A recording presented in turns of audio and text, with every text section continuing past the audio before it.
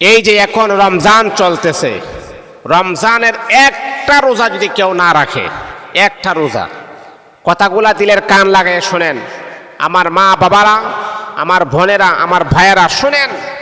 অনেক সময় আছে কি জানেন, যে আমার সন্তানের স্বাস্থ্য নষ্ট হয়ে যাবে, কিন্তু সন্তানের বয়স 20 চলে, সন্তানের বয়স 15 চলে, সন্তানের বয়স 12 চলে।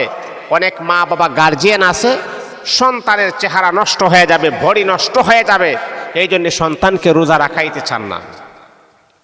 শুনেন, যদি রমাজানুল মুবারকের একটা রোজা যদি না রাখেন, একটি রোজা, 30টি নয়, একটি রোজা যদি না রাখেন, রমজানের ফরজ রোজা যদি একটা না রাখেন, রমজানের পরে যদি আপনি লাগাতার রোজা রাখেন, 1 বছর রোজা রাখেন, হ্যাঁ, এটার কাফারা আদায় হয়ে যাবে, এটার কাফারা আদায় হয়ে যাবে।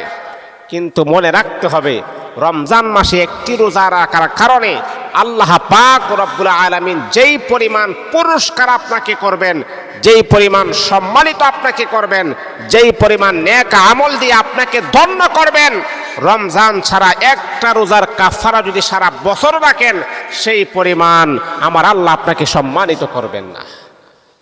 তাহলে এবার চিন্তা করুন, রমজান মাসের একটি রোজার দাম আর সম্মান রব্বে কাবার মালিকের কাছে কত দামি, কত সম্মানিত।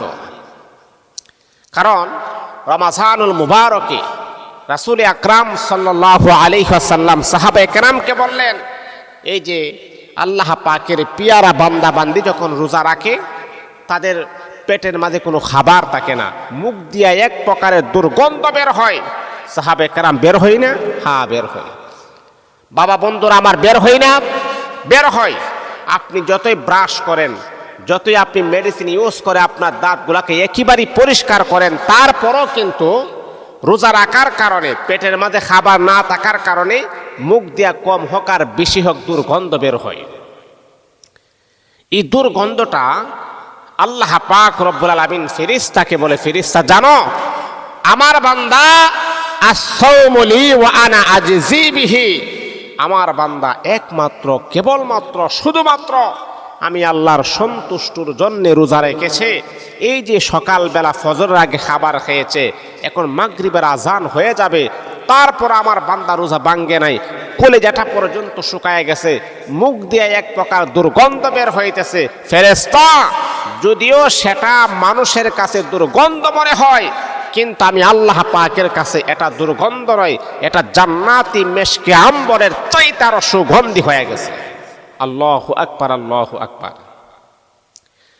এই জন্য বন্ধু আমার শোনো, রমজানুল মুবারকের একটা রোজা ভাঙ্গার মতো এইরকম কোন সিচুয়েশন আপনার ভিতরে যেন না আসে।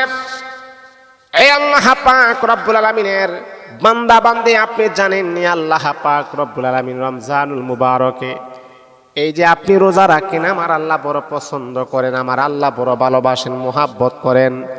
এমনকি আল্লাহ পাক রব্বুল আলামিন বান্দা যখন রোজা রাখে, এই রোজাটাই বান্দাকে কাল কিয়ামতের মাঠে জান্নাতি বানায় দিবে। এই রোজা আপনাকে সুপারিশ করে, আল্লাহ পাকের কাছে দরখাস্ত করে আপনাকে জান্নাতি বলে ঘোষণা দিবেন। ও বাবা ভাইয়েরা, এখনো সময় আছে, এখনো সময় আছে। যতটুকু ভেঙে ফেলেছেন ঠিক আছে, আর প্রমিস করেন আর ভাঙবেন না, আল্লাহর কাছে তওবা করেন, ইনশাআল্লাহ আমার আল্লাহ আপনার মনের কথাগুলো কবুল করবেন। খাঁটি দিলে তওবা করলে আমার আল্লাহ মাফ করে দিবেন।